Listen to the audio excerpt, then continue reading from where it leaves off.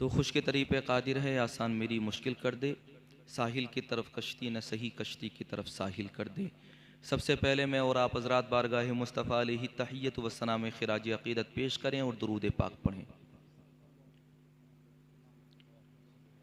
दुरूद पाक भी आप हज़रात बड़ी सुस्ती से पढ़ रहे हैं, इसमें कोई शक नहीं हसानी साहब कि आज आप मेज़बानी का पूरा हक़ अदा कर रहे हैं, लेकिन आपको देखने के बाद हमें बार बार ये भी एहसास हो रहा है कि मेज़बान से कहीं पहले आप यहाँ पर मेहमान हैं।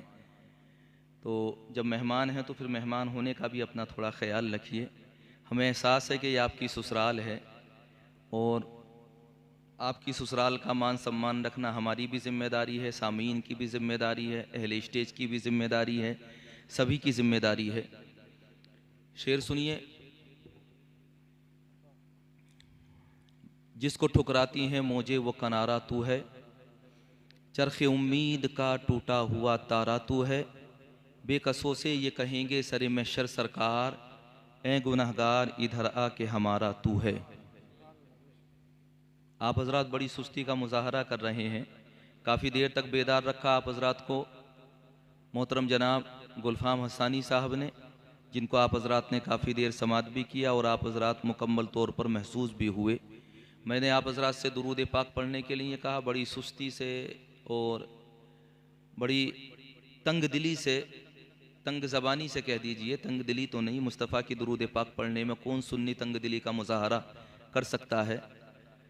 आप हज़रात ने दुरूद पाक पढ़ा एक मरतबा और आप हज़रात को दावत दे रहा हूँ कि आप हज़रात मोहब्बतों के साथ नबी की बारगाह में दुरूद पाक पढ़ें। सल्लल्लाहु अला नबिय्यिल उम्मी व आलिहि सल्लल्लाहु ताला अलैहि वसल्लम। सलातु व सलामुन अलैका या रसूलल्लाह सल्लल्लाहु ताला अलैहि वसल्लम। सारी खलकत में है जुमला अम्बिया सबसे अलग, हाँ मगर उनमें है मेरे मुस्तफ़ा सबसे अलग। रात छोटी पड़ गई सजदा मुकम्मल ना हुआ, रात छोटी पड़ गई सजदा मुकम्मल ना हुआ, आपका ज़ौक़े इबादत फ़ातिमा सबसे अलग। और भी कुछ औरतें मक्के में आई थी मगर, और भी कुछ औरतें मक्के में आई थी मगर, आपकी किस्मत हलीमा सादिया सबसे अलग। आपकी किस्मत हलीमा सादिया सबसे अलग। और सबसे अलग होने की वजह यह है कि जब हज़रत हलीमा मक्के के अंदर दाखिल हुई तो मक्के के रईसों के बच्चे जा चुके थे। हज़रत हलीमा सादिया ये सोच कर के आई थी कि मैं मक्के के अंदर आई हूँ, किसी अमीर का बच्चा मिलेगा, मैं उसे दूध पिलाऊंगी तो अच्छी उजरत मिलेगी, अच्छी कीमत मिलेगी, अच्छा मुआवजा मिलेगा, अच्छा सिला मिलेगा, अच्छा इनाम मिलेगा और मेरी गरीबी दूर हो जाएगी, तंग दस्ती दूर हो जाएगी, जो कुल्फ़तों परेशानियों का दौर चल रहा है वो दूर हो जाएगा। लेकिन जब हज़रत हलीमा सादिया मक्के के अंदर आकर के दाखिल हुई और आकर के मक्के के अंदर देखा तो पता चला कि अमीरों के बच्चे जा चुके हैं, मालदारों के बच्चे जा चुके हैं, रईसाने कुरैश के बच्चे जा चुके हैं, मक्के के दौलतमंदों के बच्चे जा चुके हैं। सिर्फ मक्के की सरजमीन पर एक बच्चा बाकी है दूध पिलाने के लिए, और उस बच्चे को भी दुर्रे यतीम होने का शरफ हासिल है। पैदा होने से पहले बाप का इंतकाल हो गया जिन्हें अब्दुल्ला कहा जाता था, और जब बच्चा दुनिया के अंदर जलवागर हुआ तो घर के अंदर तंग दस्ती का ज़माना था, कई कई दिन तक घर के अंदर चूल्हा नहीं जलता था। हज़रत हलीमा सादिया को बताया गया तो दिल ने कहा था ऐसे बच्चे को दूध पिलाने से इनाम क्या मिलेगा, ऐसे बच्चे को दूध पिलाने के बाद में हजरात दौलत क्या मिलेगी। लेकिन फिर भी हजरात कदम उठे और हजरत आमिना के घर की तरफ बढ़ गए। चलो वापस लौटने से बेहतर तो ये है कि उसी दुर्रे यतीम को सीने से लगा लिया जाए और उसी को अपना दूध पिला दिया जाए। हजरत हलीमा सादिया हजरत आमिना के घर की तरफ चल पड़ी। दिल में तमन्ना ये भी थी कि कम से कम एक नज़र बच्चे को देख तो लिया जाएगा, कम से कम बच्चे को एक नज़र देखने के बाद अंदाज़ा तो कर लिया जाएगा कि बच्चा है कैसा। हज़रत आमिना का घर आया और जब हज़रत आमिना का घर आया दरवाजे पर दस्तक दी गई। हज़रत आमिना ने आकर के दरवाज़ा खोला। हज़रत हलीमा सादिया ने कहा था मैं दूध पिलाने वाली औरत हूँ, मुआवजे पर दूध पिलाती हूँ। मक्के के अंदर बताया गया है कि सिर्फ तुम्हारा तनहा बच्चा बाकी रह गया है, तमाम मक्के के लोगों के बच्चे जा चुके हैं, दूसरी दाएं उन्हें दूध पिलाने के लिए लेकर के जा चुकी हैं। मैं ये चाहती हूँ कि मैं तुम्हारे बच्चे को दूध पिलाऊं। हजरत आमीना ने सुना और सुनने के बाद हजरत आमीना कहती हैं, ए हलीमा सादिया, तुम आई तो हो लेकिन तुम्हें इस बात का पता नहीं है कि ये यतीम है, पैदा होने से पहले वालिद का इंतकाल हो गया है, घर के अंदर कई कई दिन तक चूल्हा नहीं जलता, दूध पिलाने का सिला क्या मिलेगा, बदले में दौलत क्या मिलेगी, सोच लेना, पहले ही तय कर लेना।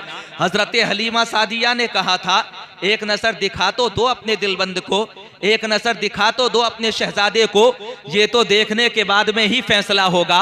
हजरत हलीमा सादिया आगे बढ़ी और जब पहली नजर मुस्तफ़ा जाने रहमत के चेहरे बद्दुहा पर पड़ी, वो नजर के जिसके बारे में सज्जदी सरकार आला हजरत ने कहा था, काफ गेसुहा दहन या बरू आंखें हैं स्वाद, काफा या हैं स्वाद उनका है चेहरा नूर का, तेरी नस्ले पाक में है बच्चा बच्चा नूर का, तू है इन्हें नूर तेरा सब घराना नूर का। हजरत हलीमा सादिया की नजर पड़ी तो नजर पड़ते के साथ ही हजरत हलीमा सादिया ने कहा था, मेरी मंजिल यही तो है, मेरे बेचैन दिल का करार यही तो है, मेरी बेसुकूनी का सुकून यही तो है, मुझ बेसहारे का सहारा यही तो है। हजरत आमीना ने मुस्तफ़ा को देखा और मुस्तफ़ा की नजर मोहब्बत ने हजरत हलीमा सादिया को देखा, दोनों की नजरें टकराई और जब दोनों की नजरें टकराई तो मुस्तफ़ा ने कहा था, हलीमा हमने अपने लिए तुम्हें चुना है, और हजरत हलीमा सादिया की नजरों ने कहा था, अपने मुकद्दर को जगाने के लिए मोहम्मद हमने तुम्हें चुना है। हजरत हलीमा सादिया ने उठा करके सीने से लगाया, मुस्तफ़ा जाने रहमत आकर के हजरत हलीमा सादिया के सीने से लगते हैं तो वो औरत के जिसकी मिसाल दुनिया के अंदर गुर्बत की वजह से दी जाती थी, वो औरत के जिसके पास बैठने के लिए सवारी भी कमजोर मौजूद थी, वो औरत के जिसके घर के अंदर रात रात रात भर चराग नहीं जलता था, वो औरत के जिसे कबीले में सबसे ज्यादा मुफलिस औरत होने का शर्फ हासिल था, वो औरत जिसे दुनिया वाले कहते थे कि अगर गरीबी देखनी हो तो हलीमा सादिया की गरीबी देख लो। जैसे ही मोहम्मद और रसूलुल्लाह को सीने से लगाया, हजरत हलीमा सादिया खुद कहती हैं कि जब तक मोहम्मद मेरे सीने से नहीं लगे थे मैं अपने आप को सबसे ज्यादा गरीब समझती थी, लेकिन जब आकर के मोहम्मद मेरे सीने से लगे तो मेरे दिल ने कहा था, अय हलीमा सादिया तू गरीब नहीं है बल्कि तू तो दुनिया के अंदर सबसे ज्यादा अमीर है, इसलिए क्योंकि बेसहारों को सहारा देने वाला, बेवाओं का आसरा बनने वाला, भटकने वालों को राह हिदायत देने वाला, एराबी को सिहाबी बनाने वाला हजरत हलीमा सादिया के सीने से आकर के लग चुका है और दुनिया वालों को बता चुका है कि जिसके मोहम्मद हो जाते हैं पूरी कायनात उसकी हो जाती है। बात सही नहीं है, गलत? तो मुस्कुरा करके क्यों नहीं बोल रहे आप हजरात सुभान अल्लाह? घबरा क्यों रहे सुभान अल्लाह कहते हुए? फैजान ताजुश शरिया कॉन्फ्रेंस है, ससुराल वालों आपको भी थोड़ी देर कयाम करना चाहिए, ऊपर आ जाइए। हम जानते हैं कि आप भी हजरात बड़े मशहूर व मकबूल शायर है, नंबर आपका भी आएगा, इसमें कोई शक नहीं है। मेज़बानी का पूरा हक आप अदा कर रहे हैं। हाफिज अखलाक हुसैन कहाँ हैं? अंदर चले गए गालिबन। वो भी यही सोच रहे हैं कि आज के प्रोग्राम को कंट्रोल करना हमारे दामाद की ही मुकम्मल जिम्मेदारी है। हजरात इसमें कोई शक नहीं कि दामाद की जिम्मेदारी है, लेकिन ससुर की भी तो कोई ना कोई जिम्मेदारी बनती है। जाने आलम साहब का भी पता नहीं कि कहाँ पर है, हो सकता है कि हाथ पर मेहंदी लगवा रहे हो। ये रस्म भी बड़ी अजीब रस्म है हजरात, दुनिया के अंदर अजीब मामला चल रहा है। दुनिया कहां से कहां चली गई। लोग कहते हैं कि दुनिया तरक्की कर रही है, लोग कहते हैं कि दुनिया वालों ने जंबू जेट बना लिया, लोग कहते हैं कि दुनिया वालों ने हवाओं में परवाज करने के लिए हवाई जहाज बना लिया। लेकिन एक जमाना हमने ऐसा देखा है कि जब हम छोटे थे तब भी दूल्हों के हाथों में मेहंदी लगती थी हजरात शादी वाली रात में, और जब हम बड़े हुए अब उम्र भी इतनी हो गई अब भी देख रहे हैं कि चाहे कन की उंगली पर ही लगे लेकिन मेहंदी लगाई जरूर जाती है, चाहे हाथ की हथेली पर चंदा ही बनवा बनवाया जाए, लेकिन मेहंदी लगवाई जरूर जाती है। एक बात बताना चाहता हूँ शादी के मौके पर और नसीहत के तौर पर बताना चाहता हूँ, बहादुरगंज के जिंदा दिल गयूर मुसलमानों, और बहादुरगंज का इसलिए कहना चाह रहा हूँ ताकि आपको एहसास तो हो जाए कि आप बहादुरगंज के रहने वाले हो। देखने के बाद में तो ऐसा महसूस हो रहा है जैसे आपके गांव का नाम बहादुरगंज नहीं बल्कि कोई और नाम हो आपके गांव का। आपका ताल्लुक मुफ्ती अब्दुल सलाम साहब अलैहि रहमा की बस्ती से है, वो इनकलाबी शख्सियत कि जिसने पूरी यूपी के अंदर ही नहीं पूरे हिंदुस्तान के अंदर आपके गांव के नाम की शान और शौकत के अंदर इजाफा किया और दुनिया वालों को ये बता दिया कि जो मुस्तफा का गुलाम हो जाता है वो अगर जिहाद का भी होता है तो अल्लाह पूरे रुए जमीन पर उसे मकबूल और मशहूर कर दिया करता है। तो बहादुरगंज के आप हजरात रहने वाले हैं। एक बात बताओ, मुफ्ती साहब यहाँ पर बैठे हुए हैं, इनसे पूछ लो कि गंज किसे कहते हैं, ये जवाब देंगे कि गंज खजाने को कहते हैं, खजाने को। अगर इनसे पूछने लगे कि बहादुर किसे कहते हैं तो ये जवाब देंगे जो किसी से ना डरता हो उसे बहादुर कहते हैं। अब हजरात बस्ती का अगर तर्जमा कर लिया जाए तो आप हजरात कहेंगे जहां पर हजरात बहादुर ही बहादुर रहते हो, जहां पर बहादुर जमीन से खुदते हो, जमीन से निकलते हो, उस बस्ती को बहादुरगंज कहा जाता है। उस बस्ती का नाम बहादुरगंज है। लेकिन आप हजरात के हालात देखने के बाद महसूस हो रहा है, आप हजरात की गर्दनें झुकी हुई देखने के बाद में हजरात ताजुशरिया के वो शेर मुझे याद आ रहे हैं, बुलहबी सुनसी मोसर की बंदगी अच्छी नहीं, उनके दर की भीख अच्छी, सरवरी अच्छी नहीं, मोड़ दे हर जुल्म की बढ़कर कलाई मोड़ दे, तो गुलाम मुस्तफा है बुज़दिली अच्छी रही। बहादुरगंज के रहने वाले हो आप हजरात, और जब बहादुरगंज के रहने हेलो जिंदाबाद जिंदाबाद जिंदाबाद जिंदाबाद।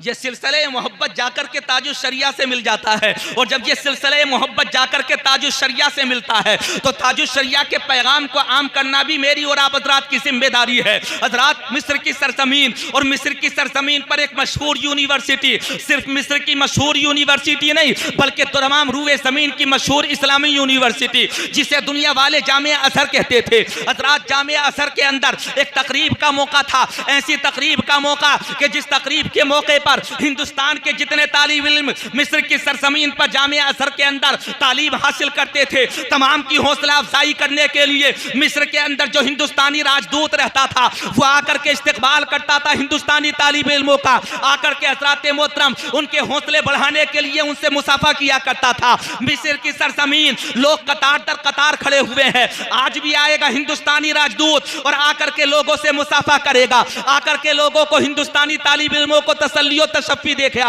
आकर के हौसला बढ़ाएगा हिंदुस्तानी तालिब इल्मों का। लेकिन आज अजीब मंजर नजर आया, आज हजरात जब राजदूत आया हिंदुस्तान का मिस्र की सरजमीन पर तो आने वाला कोई मर्द नहीं बल्कि औरत थी। लोग खड़े हुए थे मुसाफा करने के लिए, तालिब इल्म इंतजार कर रहे थे, राजदूत आएगा तो मुसाफा किया जाएगा। आज राजदूत औरत थी, औरत आगे बढ़ी और आगे बढ़ने के बाद हिंदुस्तानी तालिब इल्म मिस्र की सरजमीन पर जो थे, जो कतार की शक्ल में खड़े हुए थे, एक एक से आकर के औरत ने मुसाफा करना शुरू कर दिया। जिसका नंबर आ रहा था वो बड़े फखरिया अंदाज में हजरात मिस्र की सरजमीन पर हिंदुस्तानी राजदूत से मुसाफा कर रहा था, हाथ मिलाया जा रहा था, खैरियत और आफियत पूछी जा रही थी, सिर्फ इसलिए ताकि मिस्र की सरजमीन पर रहने वाले तालिब इल्मों को एहसास ना हो कि हम तन्हा हैं। हिंदुस्तानी हुकूमत बताना चाहती थी कि हमारा राजदूत तुम्हारे ऊपर नजर रखे हुए है और तुम्हारा हर वक्त हौसला बढ़ाता रहेगा, मुसाफे होते रहे,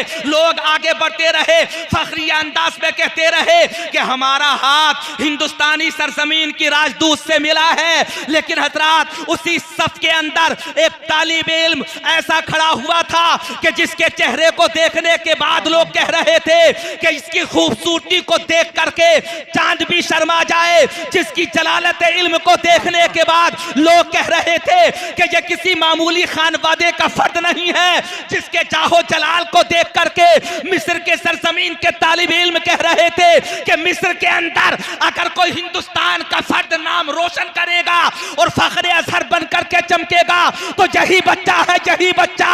राजदूत आगे बढ़ी और आगे बढ़ने के बाद हाथ आगे बढ़ा दिया मुसाफा करने के लिए। लेकिन जलालत इल्म देखे हज़रात, जलालत इल्म देखे। तालिब इल्म अपनी जगह पर जमा खड़ा है, हाथ बांधे हुए है। राजदूत ने हाथ आगे बढ़ाया ताकि मुसाफा कर लिया जाए, लेकिन तालिब इल्म अपनी जगह पर खड़ा हुआ है, हाथ आगे नहीं बढ़ा मुसाफे के लिए। तमाम मिस्र वाले महवे हैरत देख रहे हैं कि आखिर ये है कौन जो भरी बसम में एक राजदूत की हिकारत के राजदूत को हिकारत के साथ देख रहा है। लोग महवे हैरत थे कि आखिर ये है कौन, लेकिन मुसाफा करने के लिए हाथ बढ़ाने वाले ने हाथ पीछे कर लिया, लेकिन तालिब इल्म का हाथ आगे नहीं बढ़ा। और हज़रात जब राजदूत आगे बढ़ गई तो किसी ने कोनी मार करके पूछा था, ये तो बताओ अख्तर रज़ा, तुमने हाथ क्यों नहीं मिलाया, तुमने मुसाफा क्यों नहीं किया? तो ताजुश शरिया ने जवाब दिया था, ये मेरे खानदान की रीत है, मुस्तफा की शरीयत है, हम किसी गैर महरम औरत से हाथ नहीं मिलाते। और दुनिया वालों को बताना चाहते हैं कि जो मुस्तफा का सच्चा गुलाम होता है वो मुस्तफा की शरीयत का पासदार भी होता है। नारे तकबीर, नारे रिसालत, मसलके आला हजरत, फैजाने ताजुश शरिया, फैजाने सलामी, नारे तकबीर, नारे रिसालत। इसे कहा जाता है शरीयत का पास लिहाज, इसे कहा जाता है हज़रात मोहतरम शरीयत मुस्तफ़ा का तहफ़्फ़ुज़ करना, इसे कहा जाता है क़वानीन खुदाबंदी की हिफाजत करना। वरना आज के मौके पर आप हज़रात देखेंगे पीराने किराम का अजीब काफिला और सिलसिला नजर आ रहा है। औरतों के सरों पर हाथ भी रखे जा रहे हैं, औरतों से टांगे भी दबाई जा रही है, औरतों से लोग टांगों को बोसा भी दिलवा रहे हैं। ये पीरान का मामला होता चला जा रहा है, पीराने किराम का मामला। लेकिन आज भी आगे बढ़ करके तहदीसे नेमत के तौर पर और बड़े फखरिया अंदाज में मैं आप हज़रात को यह पैगाम मोहब्बत देना चाहता हूँ कि अगर तुम भी ये चाहते हो कि शरीयत के किसी कानून की खिलाफ वर्जी तुमसे ना हो तो खानवादा मुस्तफ़ा के अफराद से अपने दामन उम्मीद को जोड़ लो। मेरा यकीन और ईमान ये कहता है दुनिया में रहोगे तो शरीयत से जुड़ कर रहोगे और मैदान आखिरत में उठोगे तो मुस्तफ़ा के सच्चे गुलाम बन करके उठोगे। बेशक, सुभान अल्लाह, सुभान अल्लाह। यही पैगाम मोहब्बत है आप हज़रात के लिए। एक बात बताओ ईमानदारी के साथ, आप तो बहादुरगंज में रहते हैं और बहादुरगंज का नाम मैंने बहुत दिनों से सुना है और हज़रात अब तो बहादुरगंज को बहादुरगंज शरीफ कहा जाता है। जानते हो एक शख्स ने पूरे गांव वालों को शरीफ बना दिया हज़रात, पूरा बहादुरगंज शरीफ बन गया। ईमानदारी के साथ बताओ कौन था हज़रात जो बहादुरगंज को इससे पहले जानता था? जब तक मुफ्ती अब्दुल सलाम की ज़ाते पाक हज़रात यहाँ पर जलवागर नहीं हुई थी, मुफ्ती अब्दुल सलाम की ज़ात यहाँ पर जलवागर हुई तो हिंदुस्तान वालों ने उनकी ज़ात को जाना और जब हिंदुस्तान वालों ने उनकी ज़ात को जाना तो इधर वसाल हुआ अब्दुल सलाम साहब का, उधर दुनिया वालों ने कहा था अब बहादुरगंज को तन्हा बहादुरगंज नहीं कहा जाएगा, अब बहादुरगंज को बहादुरगंज शरीफ कहा जाएगा। मैंने कहा शरीफ होने की वजह क्या है? जवाब देने वाले ने जवाब दिया बहादुरगंज का ताल्लुक मुफ्ती अब्दुल सलाम से है, मुफ्ती अब्दुल सलाम से, और मुफ्ती अब्दुल सलाम शरीफ है और शरीफ से जिसकी निस्बतें कायम हो जाती हैं अल्लाह उसे भी शरीफ बना दिया करता है। एक शख्स के तवस्सुल तुम शरीफ बन गए, ये तुम्हारे मुकद्दर का उरूज है। बेशक, सुभान अल्लाह, सुभान अल्लाह, बेशक हक बात। तुम्हारे नसीबे का उरूज है कि अल्लाह तबारक व तआला ने इतना बुलंदो बाला नसीब तुम्हें अता फरमाया। अच्छा यही है जाने आलम साहब, माशाअल्लाह दूल्हे छोटे कद के नजर आ रहे हैं, कोई बात नहीं, दूल्हा अगर छोटा है काम बड़ा किया है, अल्लाह का शुक्र है। ईमानदारी के साथ बताओ काम बड़ा है कि नहीं है? और हज़रात जो बड़ा काम करता है अल्लाह उसे बड़ा बना देता है। बेशक, अब जी सही बात है कि नहीं है? अल्लाह उसे बड़ा बना देता है। आप हज़रात कहेंगे कैसे? तो दूल्हा अगर कद में छोटा नजर आ रहा है तो क्या फर्क पड़ता है? ये तो अल्लाह की मखलूक है, कोई लंबा होता है, कोई पस्त कद होता है, कोई गोरा होता है, कोई काला होता है, कोई हज़रात मोहतरम मोटा होता है, कोई दुबला होता है। मिसालें मौजूद हैं, आप हज़रात देख लीजिए। स्टेज पर नजर डालने के बाद आप हज़रात खुद जायजा ले लेंगे, तमसील भी सामने ही मौजूद है। मुख्तलिफ किस्म के लोग दुनिया के अंदर होते हैं, लेकिन हाँ एक जहन जरूर देना चाहता हूँ आप हज़रात को और वो जहन ये है कि चाहे छोटे हो या बड़े हो, पस्त कद हो या लंबे कद वाले हो, मोटे हो या पतले हो, अगर तुम मुस्तफा के गुलाम हो तो पूरी कायनात तुम्हारी है। कि मोहम्मद से वफा तूने तो हम तेरे हैं, ये जहां चीज है क्या लोहो कलम तेरे है। मक्के की सरजमीन पर बिलाल हबशी थे, काले थे काले, दुनिया वालों ने गुलाम कहा और दामने रसूल से वाबस्ता हुए तो आशिकों के इमाम हो गए। बिलाल हबशी ने कहा था छोटा बड़ा होने से कुछ नहीं होता, मुस्तफा के गुलाम बन जाओ। जब तक बिके ना थे तो कोई पूछता ना था, तुमने खरीद कर मुझे अनमोल कर दिया। मुफ्ती अब्दुल सलाम के गुलाम इस तरह से बन जाओ कि दुनिया में रहो तब भी गुलामी का पट्टा गले में रहे, और मैदाने महशर में पहुंचो तब भी गुलामी का पट्टा गले में रहे। इस गुलामी के जो सग हैं नहीं मारे जाते, हशर तक मेरे गले में रहे पट्टा तेरा। वाह क्या जूदो करम है शहे बता तेरा, नहीं सुनता ही नहीं मांगने वाला तेरा। नारे तकबीर, नारे रिसालत, मसलके आला हजरत, फैजाने ताजु शरिया, फैजाने सलामी, नारे तकबीर, नारे रिसालत। शादी का घर है हजरात, शादी का घर, और आज के वक्त में तो बड़ी बड़ी अजीब रस्में शादी के ताल्लुक से चल रही हैं। मैं और आप हजरात देख रहे हैं यहाँ पर महफिल मिलाद पाक का इनेकाद कराया गया। दामाद अच्छा था तो घर के अंदर महफिल भी अच्छी सजी, वरना अजीब हालात हैं। शादी के 8 दिन पहले से घर के अंदर मरे हुए जानवर की चमड़ी को हजरात जो ढोलक की शक्ल में होती है औरतें पीटना शुरू कर देती हैं। गीत गाए जाते हैं, गीत, और गीत भी अजीब। हजरात लोग कहते हैं कि दुनिया तरक्की कर रही है, हम कहना चाहते हैं कि हाँ औरतों के सूटों ने जरूर तरक्की की है, लेकिन औरतों के जहनों ने तरक्की नहीं की है। औरतों के जहन जहां कल थे वहीं आज नजर आ रहे हैं। कपड़ों में फैशन जरूर आया है, लिबास तंग जरूर हुए हैं, लिबास पतले जरूर हुए हैं, लिबासों के अंदर हजरात जिस्म की नुमाइश होना जरूर शुरू हुआ है। लेकिन जहां तक जहनियत की बात है तो जहनियत कल भी वही थी, जहनियत आज भी वही है। फैजान ताजु शरिया कॉन्फ्रेंस में तशरीफ लाने वाले लोगों, मैं तुम्हें यही पैगाम देना चाहता हूँ, शादी का मौका हो नाच गाना मत करना, लहवोलाई मत करना, खेल कूद मत करना, खुराफात मत करना, गलत रस्मो रिवाज का इनेकाद मत करना, बल्कि शादी के मौके पर मुस्तफा की महफिल सजा लेना। मेरा यकीन ये कहता है अगर तुम मुस्तफा की महफिल सजाओगे तो महफिल की बरकतें निकाह के अंदर शामिल हो जाएंगी, और जिस निकाह में जिक्र मुस्तफा की बरकतें शामिल होती हैं वो निकाह अल्लाह की बारगाह में कबूलियत के दर्जे को पहुंच जाता है। बेशक, सुभान अल्लाह, सुभान अल्लाह, सुभान अल्लाह। इसलिए ख्याल रखो। अच्छा मुझे तो इस इलाके का पता नहीं कि इस इलाके में नाच गाना या गीत गाए जाते हैं कि नहीं गाए जाते, भांगड़ा बजता है कि नहीं बजता। पंचायत है यहाँ पर भी, हमारे तो संबल के करीब में पंचायत चल रही है। अगर कोई कल्ले हजरात डीजे वगैरह लेकर के आ जाए तो 5000 रुपए का जुर्माना है। अब मुझे ये तो पता नहीं कि बहादुरगंज में जुर्माना है कि नहीं है, लेकिन हाँ इतना जरूर है। एक बात आप हजरात से अर्ज करना चाहता हो, ईमानदारी के साथ बताओ निकाह किसकी सुन्नत है? मुस्तफ़ा जाने रहमत की सुन्नत है कि नहीं है? निकाह के वक्त में ईजाब व कबूल शरीयत मुस्तफ़ा के मुताबिक ही तो होता है। लड़की जवाब देती है, लड़का कबूल करता है। निकाह के वक्त में कलमे तय्यबा पढ़ाया जाता है, कलमे दोम पढ़ाया जाता है, कलमे सोम पढ़ाया जाता है, ईमान मुफस्सल पढ़ाया जाता है, ईमान मुजमल पढ़ाया जाता है। हज़रात दूल्हे के लिए बरकत की दुआएं की जाती हैं, फरीक़ैन में मोहब्बतों की दुआएं की जाती हैं, दूल्हा और दुल्हन की जिंदगी पुरबहार रहने की दुआएं की जाती हैं। वजह क्या है? जिस निकाह के अंदर अल्लाह का जिक्र होता है, खुदा की कसम वो निकाह अल्लाह तबारक व तआला की बारगाह में मकबूल हो जाता है। और इस तरह से अल्लाह की बारगाह में मकबूल होता है कि अगर औलादें भी पैदा होती हैं तो हजरात वो गुस्ताखी मुस्तफ़ा बन करके नहीं बल्कि वफादार मुस्तफ़ा बनकर पैदा होती है। बेशक बेशक, सुभान अल्लाह, सुभान इसलिए अल्लाह। शादी के मौके हो तो ख्याल रखा करो इन छोटी छोटी बातों का। अब तो नंबर लगा दिया तुमने, कल के लिए बचा करके रख लो, हम भी जिम्मेदार हैं तुम्हारे, समझा रहे हैं तुम्हें। चलिए कोई बात नहीं, बाद में हिसाब किताब कर देंगे तुम्हारा। अब यहाँ पर कोई हजरात आप देख रहे हैं, गुलफाम हस्सानी साहब आए यहाँ पर, जानते हैं बड़ा महंगा शायर है, इसमें कोई शक नहीं। कॉन्फिडेंस देख रहे थे, कह रहे थे मैं बेवजन हूँ, लेकिन मैंने पीछे से बैठ करके कहा बोले बेवजन नहीं हो आप, बड़े बावजन हो। अब ये तो मैं ही जानता हूँ कि बावजन किस किस एतबार से है, उसका खुलासा नहीं करना चाह रहा आप हजरात के सामने, और अगर खुलासा कर दूं तो हजरात ये तो हमारा आपसी मामला है। लेकिन इसमें कोई शक नहीं, अगर आप हजरात तारीख मांगेंगे, फोन करेंगे तो 20 से शुरू होगा मामला। सही बता रहा हूं।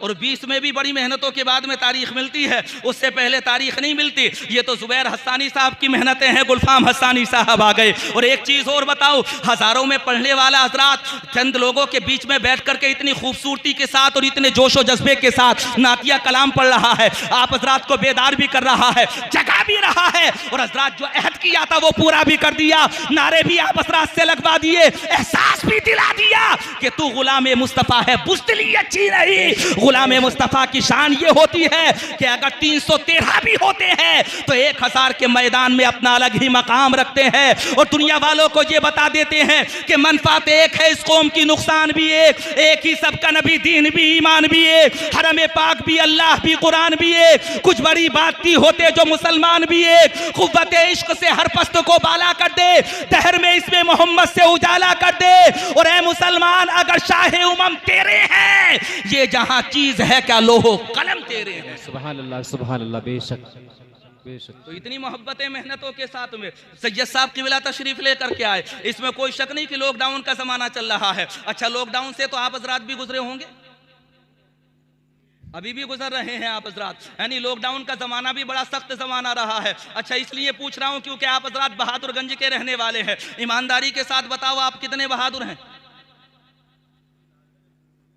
कितने बहादुर हैं आप हजरात? कम से कम कुछ तो कह दीजिए। बोले हजरत का नाम है तो कभी कभी इसम मुसम्मा होता है, नाम की वजह से कभी कभी जात में भी असर पैदा हो जाता है, और कभी कभी क्या हजरात उलमा फरमाते हैं कि नाम का असर तो जात में पैदा हो ही जाता है। लेकिन एक छोटा सा सवाल आप हजरात से कर रहा हूँ, और वो छोटा सा सवाल ये है कि बहादुरी आप हजरात की मैं जलसे में नहीं देखना चाह रहा। लॉकडाउन का जमाना गुजरा, मस्जिदों में जहाँ पर भी नमाजियों पर पाबंदियां लगी होंगी, 5 नमाजी नमाज पढ़ना, और हजरात के कानून को यहाँ पर भी तोड़ा गया होगा, 5 नमाजियों से ज्यादा नमाजी हुए होंगे। और कभी ऐसा भी इत्तेफाक हुआ होगा कि सायरन की आवाज भी आई होगी आप हजरात को, उस वक्त में देखी गई होगी बहादुरी आप हजरात की। अगर नियत तोड़ करके आप हजरात फरार हो गए, तब तो आप हजरात ने जो कहा था मुंह मेरा काबे शरीफ की तरफ, और आप हजरात ने जो कहा था नियत करता हूं वास्ते नमाज के, नमाज पढ़ता हूं वास्ते अल्लाह ताला के। ईमानदारी के साथ बताओ, आप अपने कौल में सच्चे थे कि नहीं? आप हजरात अपनी बात में सच्चे थे कि नहीं थे? अगर हाँ, वाकई बहादुरी किसी चीज को कहते हैं तो बहादुरी इस चीज का नाम है कि नमाज को अगर अल्लाह के नाम पर शुरू किया जाए तो नमाज को खत्म भी अल्लाह के नाम पर ही किया जाए, और समाने वालों को ये बता दिया जाए कि हम दुनिया के सायरन से नहीं डरते बल्कि हम अल्लाह के अजाब से डरते हैं। बेशक बेशक, हक बात, बेशक हक बात। हाँ, ईमानदारी के साथ मेरे इलाके के अंदर ये अजीब हालात पैदा हुए हैं। यहाँ की बात नहीं कर रहा, यहाँ की बात इसलिए नहीं कर रहा जब मालूमात ही नहीं है मुझे, लेकिन हाँ तफसील के साथ किसी दिन बैठा करके पूछूंगा जुबैर हस्सानी साहब से कि हालात आपकी ससुराल शरीफ के रहते क्या है। एक साहब आ रहे थे कार में आते हुए, कह रहे थे जुबैर हस्सानी साहब की ससुराल शरीफ है। मैंने कहा हाँ, यहाँ पर आने के बाद तो ये जुमला सादिक आ जाता है। सादिक आने की वजह यह है कि ये बहादुरगंज शरीफ है, जिसकी भी ससुराल होगी उसके लिए शरीफ है, और जिसकी ससुराल नहीं है, जो यहाँ का रहने वाला है, उसके लिए भी शरीफ है।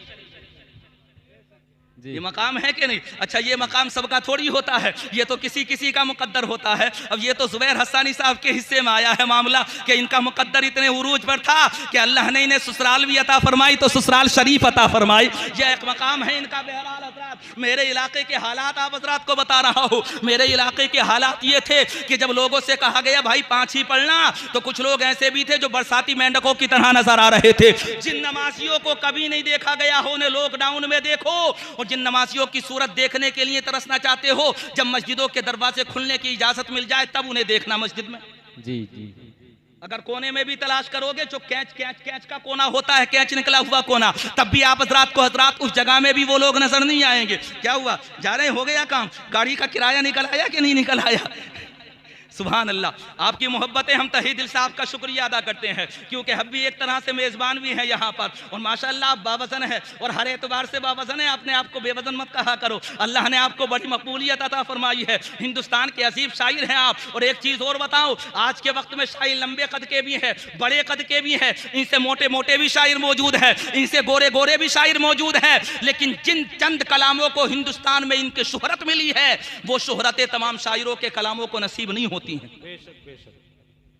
बाज़ शायरों के हजरात कलामों को ये शोहरत नसीब होती है, चंद कलाम तो पूरे हिंदुस्तान के अंदर पढ़े जाते हैं, बाज़ गश्त करते हैं हजरात। बहरहाल अर्ज ये कर रहा था कि हमारे इलाके के अंदर अजीब हालात नजर आए। अजीब हालात इस तरह से थे कि जब नमाजियों की पाबंदी थी तो तरह तरह के नमाजी निकल करके आ रहे थे, लेकिन अगर कोई बच्चा भी आवाज़ लगा दिया करता था कि आ गए वर्दी वाले, खाकी वर्दी वाले, तो नमाजी नियतें तोड़ तोड़ करके भाग रहे थे मस्जिद से। एक जगह पर तो नमाज जुमा हो रही थी, किसी ने बाहर से आकर के आवाज लगा दी कि आ गए, नियतें तोड़ तोड़ करके भागे। जब नियतें तोड़ तोड़ करके भागे तो हजरात इमाम साहब ने जब देखा कि मेरे पीछे कोई नहीं रहा तो इमाम साहब भी नियत तोड़ करके भागने लगे। किसी भागते हुए ने पूछा था इमाम साहब आप भी भाग रहे हो? इमाम साहब ने कहा बगैर इमाम के मुक्तदी कैसा और बगैर मुक्तदी के इमाम कैसा? जब पीछे कोई मुक्तदी ही नहीं तो इमामत कैसी? जब तुम भाग रहे हो तो मैं भी भाग रहा हूं। लेकिन एक जहन यहां से ये मिला कि वाकई हम कहते तो हैं कि हम हुसैन के गुलाम हैं, लेकिन अगर हम हुसैन के गुलाम हैं तो क्या सजदे हुसैन का तुमने मुताला नहीं किया है कि हजरात मैदान करबला के अंदर 72 जख्म खाने के बाद, 3 दिन भूखे और प्यासे रहने के बाद में 72 लाशें कंधों पर उठाने के बाद फिर भी शिमरे लाइन के खंजरे जफा के नीचे हजरत इमाम हुसैन की जिंदगी का आखिरी सजदा अदा हो रहा था। अरे हुसैन अब सजदे की जरूरत क्यों है? हुसैन ने कहा था मुस्तफा से किया हुआ वादा अदा हो रहा है, वफा हो रहा है। कैसा वादा? हजरत इमाम हुसैन कहते हैं वादा ये कि जब अल्लाह की बारगाह में पहुंचूं तो हालत सजदा में पहुंचूं। सुभान अल्लाह, नारे तकबीर, नारे रिसालत, मसलके आला हजरत। सुभान अल्लाह, सुभान अल्लाह। लइन शकरतुम लअज़ीदन्नकुम, अगर तुम अल्लाह की नेमतों का शुक्रिया अदा करोगे, अल्लाह कहता है अगर तुम मेरी नेमतों का शुक्रिया अदा करोगे लअज़ीदन्नकुम, तो मैं जरूर जरूर तुम्हारी नेमतों में इजाफा कर दूंगा। अल्लाह ने कहा ताकीद के साथ कि मैं जरूर तुम्हारी नेमतों में इजाफा कर दूंगा। तुम हजरात नेमत मिलने के बाद अल्लाह की नेमतों का शुक्रिया अदा करो। मेरा यकीन और ईमान ये कहता है कि नेमतों में कमी नहीं होगी बल्कि नेमतों में इजाफा होगा, और इतना इजाफा होगा नेमतों में कि तुम तसव्वुर भी नहीं कर सकते कि अल्लाह की नेमतें कौन कौन से रास्ते से मिल रही है या कहां कहां से आ रही हैं। ये तो देने वाला रब जाने कि जिस बंदे को अल्लाह की नेमतें मिल रही हैं वो लुत्फ अंदोज होने वाला बंदा जाने। अल्लाह तो ये कहता है कि मेरी नेमतों का तज़किरा करो, मेरी नेमतों का जिक्र करो, मेरी नेमतों का चर्चा करो, मेरी नेमतों का शुक्रिया अदा करो। अल्लाह की नेमतों का शुक्रिया अदा करना शुरू कर दो। दूल्हा घर में आए अल्लाह का शुक्र अदा करना, दुल्हन घर में आए अल्लाह का शुक्र अदा करना, बच्चे की विलादत घर में हो अल्लाह का शुक्र अदा करना, बच्चे की पैदाइश घर में हो अल्लाह का शुक्र अदा करना, किसी रास्ते से दौलत आ जाए अल्लाह का शुक्र अदा करना, घर के अंदर अल्लाह की और कोई नेमत आ जाए अल्लाह की नेमत का शुक्रिया अदा करना। अल्लाह की नेमतों का जो शुक्रिया अदा करता है वो कभी कंगाल नहीं होता, और कंगाल होगा कैसे? वो नेमतें देने वाले रब को याद कर रहा है, जो नेमतें देने वाले रब को याद करता है हजरात वो शख्स कभी कंगाल नहीं होता। शादी के मौके पर अल्लाह की नेमतों का तज़किरा करो, मेरा यकीन ये कहता है तुम्हारा घर अल्लाह की नेमतों से भर जाएगा। सुभान अल्लाह, सुभान अल्लाह। कलमा तजिबा पढ़िए ला इलाहा इल्लल्लाहु मुहम्मदुर रसूलुल्लाह सल्लल्लाहु ताला अलैहि वसल्लम। जुबैर रज़ा हस्सानी का नंबर नहीं आया, आप इशारा कैसे कर रहे हैं? आप हिस्सेदारी तो आपकी भी होनी है। अच्छा मेहमान भी हैं, आप मेज़बान भी हैं, तो अब तक मेज़बानी का हक अदा किया, अब हजरात मेहमानी का हक अदा कर लीजिए। तुम्हारी सूरत देखने के बाद तो मुझे फराज पाकिस्तानी के वो 4 मिसरे याद आते हैं। फराज पाकिस्तानी ने कहा था सुना है लोग इन्हें आंख भर के देखते हैं, सोन के शहर में कुछ दिन ठहर के देखते हैं, सुना है बोले तो बातों से फूल झड़ते हैं, ये बात है तो चलो बात करके देखते हैं। देखोगे ना बात करके इनसे? आप हजरात कहोगे हमारे तो गांव के दामाद हैं, क्या ज़रूरत है इससे बात करने की? अच्छा इतना ज़रूर है कि कभी लंबी मेहमानदारी मत किया करो, इसमें कोई शक नहीं कि बहादुरगंज शरीफ है ये, लेकिन शरीफों के गांव के अंदर इस चीज़ का भी ख्याल रखना चाहिए। अस्सलाम वालेकुम वरहमतुल्लाह।